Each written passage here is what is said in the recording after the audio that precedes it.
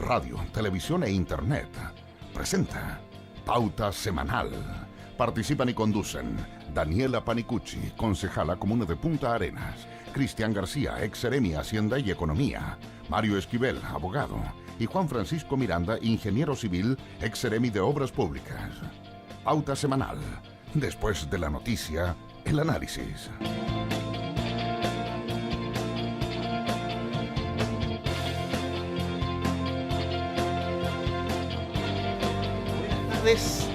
Buenas tardes a nuestros televidentes y auditores. Pauta semanal, como todos los viernes, estamos desde 15 a 16 horas, los días viernes, y también se repite el programa los días sábados y los días domingos. Hoy tenemos hartos temas para conversar, como toda la semana. Conversar lo que ya aconteció, lo que fue noticia durante el transcurso de esta jornada, ¿cierto? Y me acompaña, voy a partir por las damas, ¿cierto? Yanira Lara, ¿qué tal? Bienvenida. Gracias, Cristian, un gusto. Mario Esquivel también. ¿Qué tal, Cristian? Y un saludo también a todos los televidentes que nos están viendo. Ajá. Y aquí a mi izquierda sentado también Juan Francisco Miranda. ¿Qué tal? ¿Qué tal? Muy buenas tardes. Bueno, tenemos en el segundo bloque una invitada, que es Mónica Álvarez, ella es la presidenta de la Mesa del Sector Público. Vamos a tocar un poco las negociaciones que ha llevado esta mesa con justamente la administración para saber en realidad cómo les ha ido con respecto a una extensión de un bono que estuvo vigente durante 3 años. Este era el último año de vigencia de ese bono, y los detalles, bueno, los vamos a analizar en el segundo bloque. Y en esta primera parte queremos tocar en realidad 2 grandes temas. El tema de la corporación municipal, ¿cierto?, que no deja de ser tema. Y por otro lado, lo que se ha acusado como la escasez de proyectos a presentar al Consejo Regional para votación, que significa evidentemente una menor inversión, o por lo menos la postergación o el dilatamiento de las inversiones que se hacen en la región. Quiero partir con el tema municipal, ¿cierto? Quiero partir con el tema municipal y quiero darle la palabra primero a Mario, porque Mario él está un poco más enterado de los detalles del origen de esta demanda de los profesores. O sea, más que enterado, por lo que he estado viendo en los medios de comunicación, yo no llevo la causa ni estoy ahí en la causa, pero sí me llamó la atención de lo que he podido escuchar por parte del secretario municipal anterior, de Ernest Haynes, y de algunos concejales anteriores también, que comentan de que en realidad esta demanda nace por el hecho de que no se pagó el bono proporcional de la ley 19.410, que no hay ninguna duda que le corresponde a los profesores del colegio de los particulares subvencionados. Pero ocurrió que la Contraloría en 5 oportunidades le dijo a la Municipalidad de Punta Arenas de que el bono proporcional no correspondía a los profesores del sistema que estaban bajo el estatuto docente. Entonces, es complejo el tema, porque ahora que la Corte Suprema diga que sí le corresponde, implica, ¿no es cierto?, de que la demanda, ¿no es cierto?, ya está completamente, ya tiene sentencia definitiva, está firme y ejecutoriada, no hay nada que hacer, eso hay que pagarlo, no hay ninguna duda de eso. Los colegas que están a cargo de esa causa han ejercido su deber como abogados, ¿no es cierto?, que es cautelar por los intereses de sus clientes, que son 370 demandantes, y por tanto ellos no van a renunciar al hecho de que se haya embargado digamos, se ha hecho una medida cautelar respecto de esa cantidad de millones que están en la subvención, ¿ya? En ese sentido, acá no hay un problema, o sea, los abogados acá no son los culpables de esto, tampoco culpables el colegio de profesores, porque no tiene nada que ver. Son 370 profesores que están en su legítimo derecho de haber reclamado, pero aquí creo sí de que aquí quien está saliendo un poco jabonado a todo esto es la Contraloría.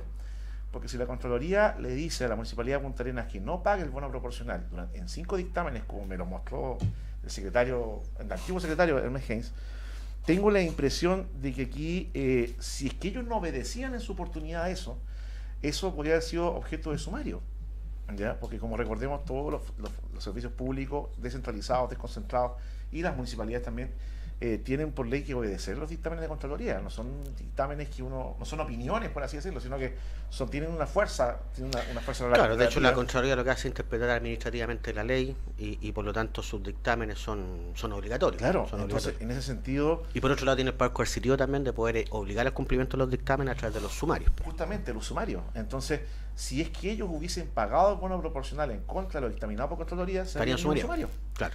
Ahora bien, también es cierto una cosa, de que No es primera vez que la Contraloría tiene discrepancia, o los tribunales más bien tienen discrepancia con los criterios de la Contraloría. Hay varias en temas laborales y en temas administrativos también, inclusive en muchos temas procedimentales han habido diferencias de opinión y lo que vale finalmente es la opinión de los tribunales, porque cuando uno va a tribunales, y esto hay que insistirlo, el Estado, la administración, el municipio, quien sea, va en igualdad de condiciones contra la otra parte que te está demandando.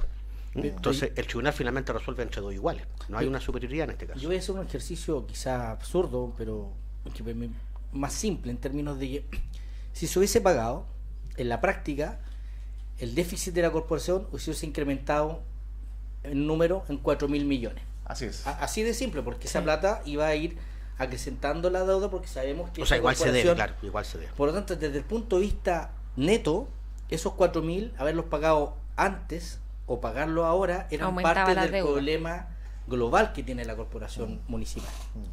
Dicho eso, independiente de la responsabilidad de Contraloría o no, lo que uno puede entender, y esto es para largo, ver el problema que tienen todas las corporaciones municipales, yo diría, pero yo diría que lo que es inexcusable es no haber tenido la capacidad de previsión de esta sentencia. Enfrentarnos ahora con esta situación, el municipio, el alcalde de Raonic, no haber previsto a través de su secretario, en términos de un balance mínimo, sabes que está esto y tiene un riesgo altísimo de que de un día a otro nuestra deuda, que es 10, aumente rápidamente a 14. Ahora esta sentencia tampoco es tan nueva, porque entiendo yo que trataron de embargar 11 cuentas, todas las cuentas evidentemente sin movimiento para que no le quiten la plata, y hasta que dieron justamente con este embargo, con esta subvención. Y la deuda viene del 2015. La deuda viene del 2015. Entonces lo que estaba pasando, y ahí es bueno que lo aclares, quizás Cristian yo no lo sabía, que ya la sentencia estaba, entonces lo que estaba, la orden de cualquier cuenta por donde el municipio le ingresaron recursos, eso quedan cautelados. Claro.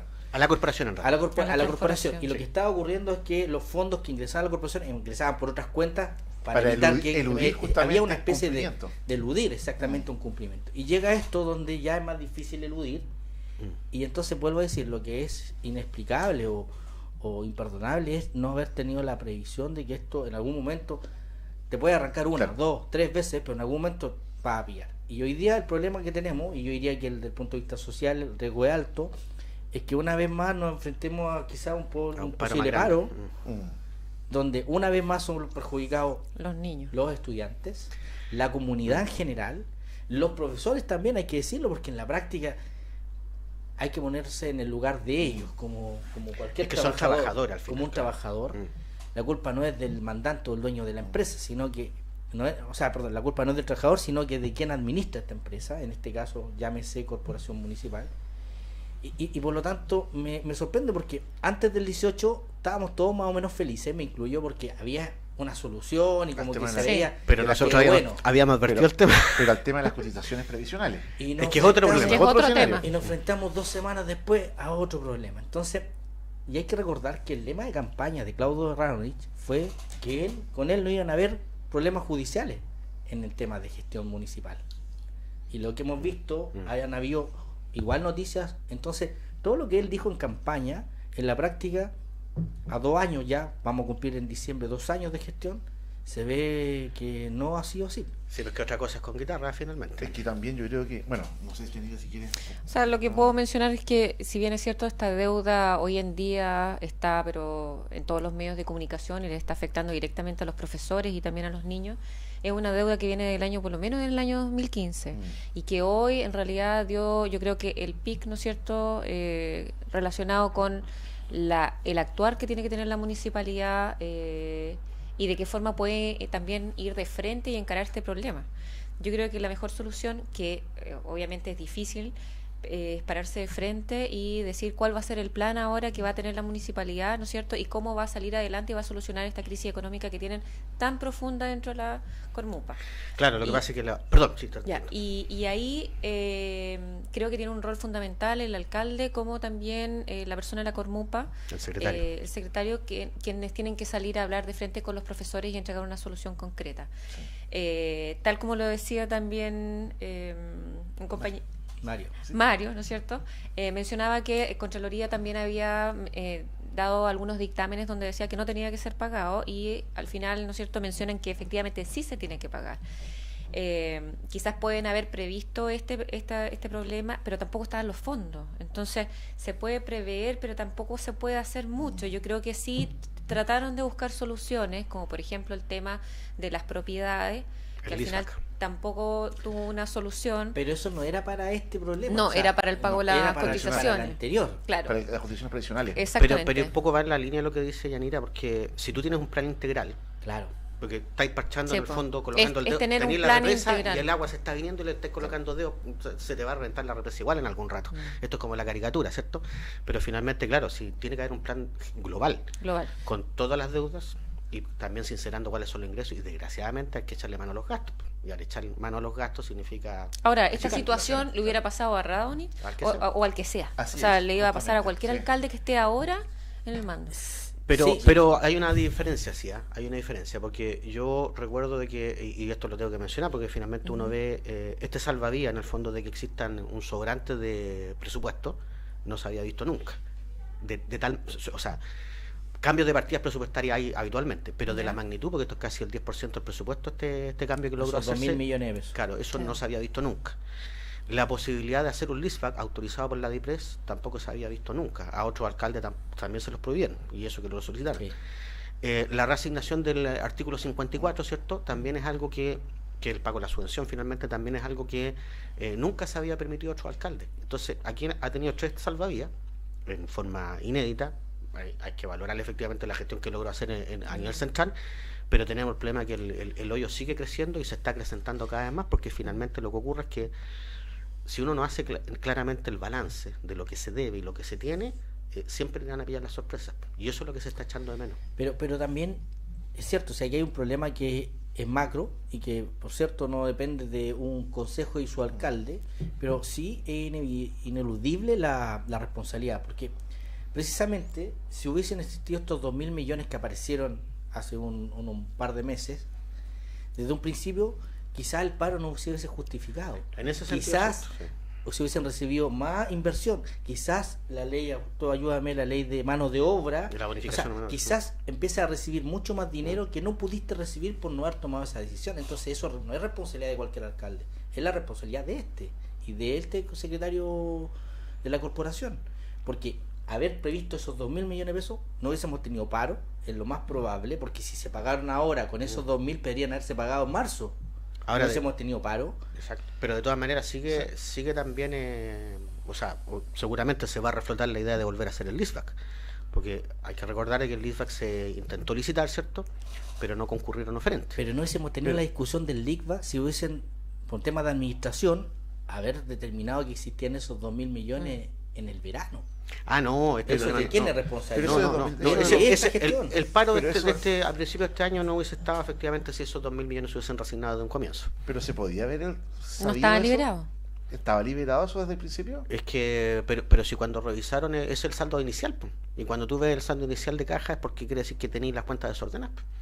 Entonces, si hubiesen estado correctamente ordenados, si las auditorías fuesen a tiempo, si la revisión contable fuese a tiempo, se hubiesen dado cuenta que Ahora, hay presupuesto. acordémonos que la Cormupa también tiene un sistema contable que es arcaico, que están recién partiendo con un sistema, con un software que les va a permitir también administrar de mejor forma la parte financiera, ¿no es cierto?, de la Cormupa. Entonces, también hoy en día están recién incorporando un sistema que le va a permitir mantener un orden en un sistema donde van a poder bajar la información pero yo lo entiendo, inmediatamente. Yo entiendo, Yanira, desde el punto de vista de responsabilidad de quien hoy día es el primer cargo de la comuna.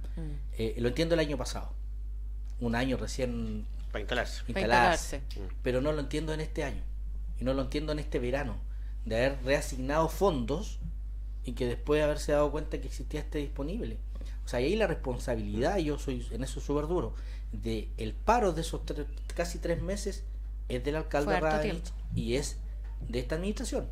Bueno, esta va a ser en todo caso noticia en desarrollo, porque hoy va día a se va a seguir pagar avanzando. parte de los sueldos y vamos a ver durante la semana. Pero buena noticia igual esa. Sí, Yo sí. pensé que no se iba a pagar nada. No, hay una provisión de fondos que Ya. quedan saldo en alguna de las cuentas corrientes que no fueron embargadas y entiendo que algo van a poder pagar, pero eso lo vamos a ver también en el transcurso de la semana, porque igual hoy termina el mes, o sea, hoy es el último día hábil para poder pagar sueldos, ¿cierto? Bueno, pasamos al otro tema. Ya. Pasamos al otro tema porque seguramente el tema municipal vamos a tener que volver a tocarlo Sí. el próximo Todo el viernes. Y todo el año, lo más probable, pero Consejo Regional. Y por ahí se acusó la falta de proyectos que han bajado a votación al Pleno del Core y a las distintas comisiones. Juan Francisco, no sé tú, que trabajaste en la cartera de Obras Públicas y finalmente en la cartera más demandante finalmente de recursos. Sí, yo creo que esta situación, no quiero ser un poco riguroso, pero probablemente se ocurrió alguna otra vez, no fueron muchas. Sí. O sea, por lo menos Para no ser riguroso, pero yo diría Claro. que no ha ocurrido antes, que por primera vez el Consejo Regional no tiene que discutir, Proyectos a una votar. cartera de proyectos aunque bajada sea un por el- proyecto. Mm. Y sobre todo yo diría que independiente de la ejecución pública, yo creo que hay tanto tema para discusión regional que probablemente tal vez no tienes posibilidad de llevar un proyecto para que te lo aprueben, pero sí aprovechar la instancia para generar discusión. Desde una estrategia de desarrollo regional que queda menos de 2 años para que quede obsoleta, desde... Oye, ¿verdad? Sí. 2020 termina. 2020, Hay sí, que claro. empezar ya O sea, con tengo ese que empezar tema. el 2020 como recién para tener una nueva. No. Entonces, bueno, ahí creo que yo constato que hay un problema entre la autoridad regional, en este caso la intendenta. No hay una relación fina con el Consejo Regional como para abordar y aprovechar esto. Y llama la atención que lo único que se aprobó fue un permiso para que uno de sus miembros vaya en comisión de servicio. Y en esta época en particular es una situación preocupante porque estamos en una etapa donde ya se empieza a ver lo que se va a ejecutar, lo que no se va a ejecutar, vienen estas reasignaciones. Y por sobre todas las cosas, lo que aquí había sido un ciclo virtuoso en términos de incremento de recursos, y lo digo porque hasta antes nos medían igual que el resto del país, nos daban un poco de plata en decretos para que no tuviéramos una capacidad de arrastre. Quienes no saben, el término arrastre es plata que tú gastas en este segundo semestre, pero que comprometes gastos para el siguiente en la ejecución pública. En el resto del país, un arrastre alto es muy castigado, porque significa que al otro año no tienes mucho dinero. Pero logramos revertir esto, yo diría que a partir del 2007, en el entendido que nuestras posibilidades de construcción de obra es mucho desde mayor, septiembre pues. hasta abril, el verano. Dadas las condiciones Por lo tanto, climáticas. no nos servía tener decretos de Hacienda en el mes de marzo para recién entrar a llamar a licitar. Entonces, ¿qué es lo que se empezó a hacer? Se empezó principalmente a ir en contracorriente al nivel central. O sea, aquí no nos complicamos con un arrastre porque lo entendemos que ese arrastre nos permite tener obras en enero, febrero, en marzo, Que es donde y no perder los pueden tiempos trabajar. muertos, y eso significa tener pleno empleo, significa darle señal a todo el sector constructivo, a la inversión pública en general, de que hay continuidad y que se aprovecha inteligentemente las mejores condiciones climáticas para poder tener avance físico. Y por lo tanto, estos periodos donde uno aprovecha de aprobar estos recursos, estas ideas, estos presupuestos, para que finalmente, aunque sea con un peso, licites, adjudiques Sí.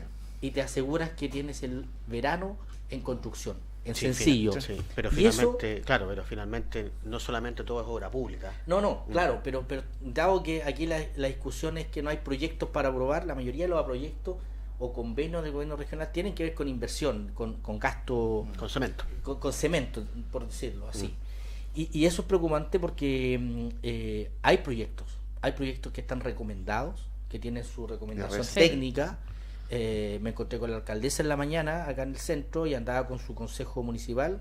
Dado que no los recibían, se vinieron a instalar hasta que la intendenta los recibiera La alcaldesa de Porvenir. de Porvenir, y vino con 4 de sus 6 concejales. Esto no es un tema político, vino con concejales de oposición y con concejales de gobierno.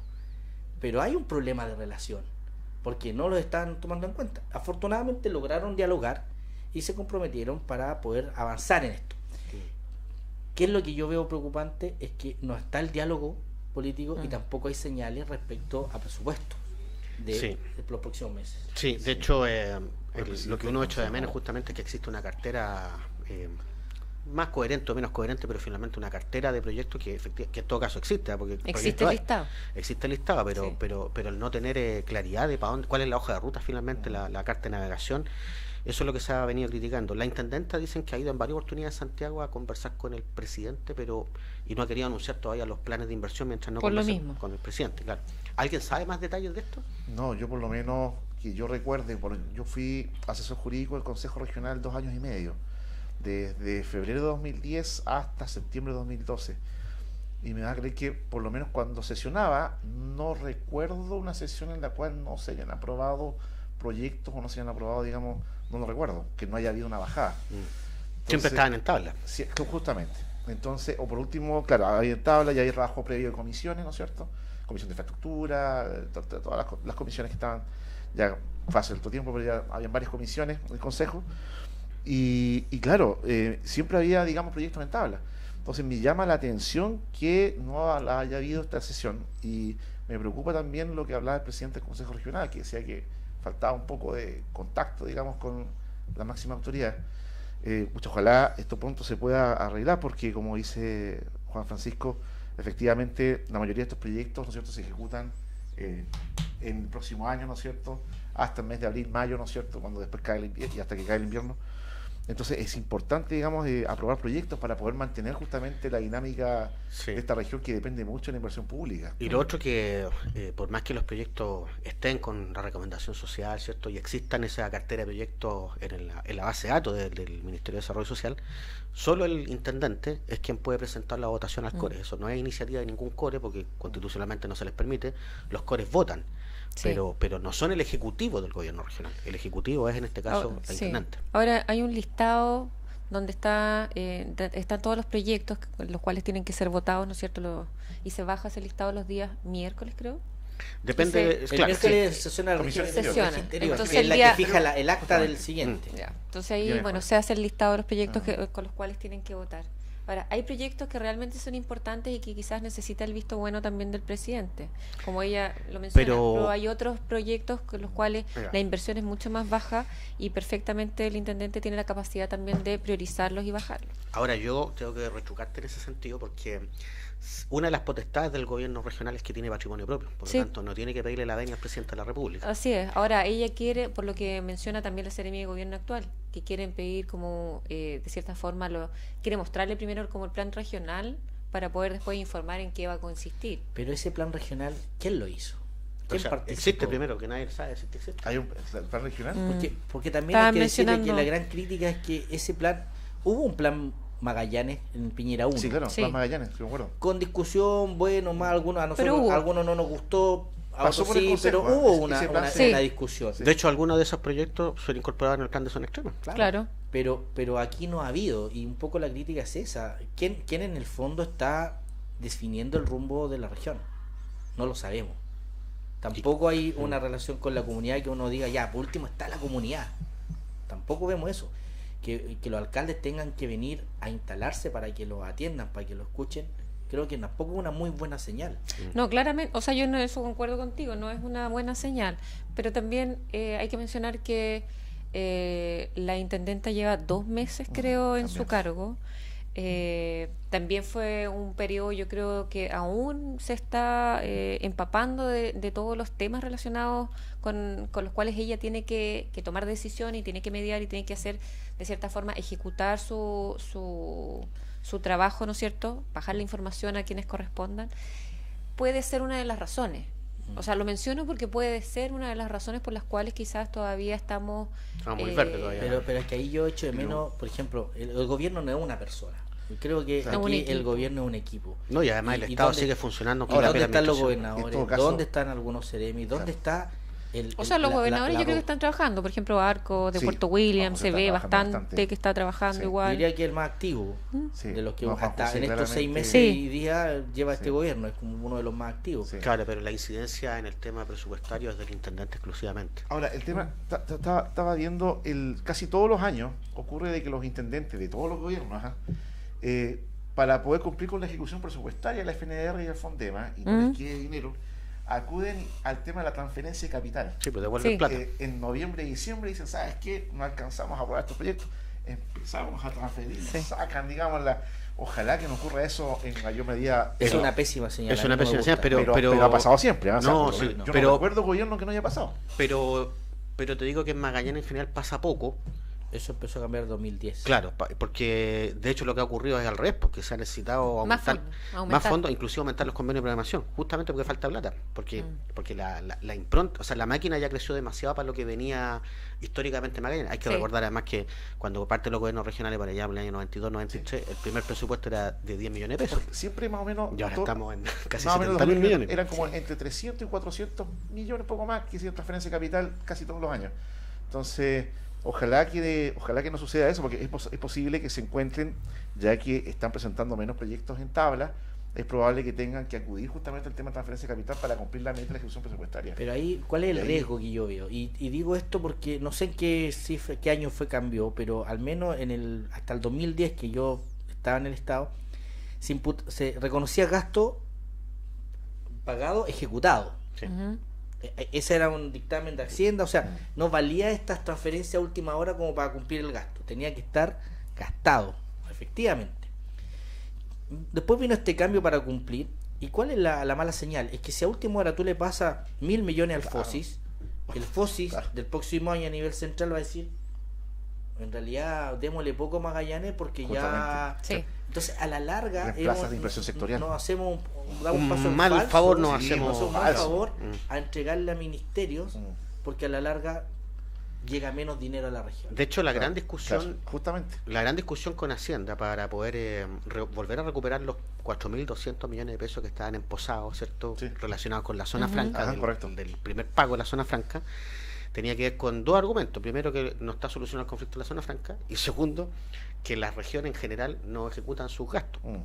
Y nosotros demostramos que habíamos solucionado el conflicto y que la otra región, además de ejecutar los gastos, incrementaba los recursos. Entonces, por lo mismo, ahí lo pudimos zanjar. Pero la visión centralista un poco esa, de que cuando tú haces presupuesto, no, pues ¿para qué le da tanta plata si ellos no son capaces de gastársela? No está el capital humano para generar los proyectos, y hay una serie de se miran menos finalmente a las regiones. Pero la centralización y la descentralización está en la cabeza y en el corazón. Si es que uno es autoridad, tiene que ejercer los atributos que le dieron como autoridad, y eso significa, oiga, no tengo por qué conversar con otra persona aquello que es de patrimonio de otra corporación, que en este caso el gobierno regional, y que la voluntad soberana radica en los cores, no en el presidente de la República. Ahora yo entiendo, Yanira, que proyectos estratégicos como será la DAR son decisiones del presidente, lo apurará, no lo apurará o lo reemplazará. Porque a veces estamos hablando de proyectos de mayor envergadura, porque esos son de plazos más grandes. Que esos son proyectos que deberían bajarse, obviamente. El presidente, creo que sería una falta de respeto ir a decirle al presidente, incorporamos esta calle para pavimentarla. No, pues es una tontera, pero las cosas más grandes dentro. Bueno, nos tenemos que ir a la pausa, y al retorno, bueno, seguimos discutiendo ya ahora sí sobre la mesa del sector público.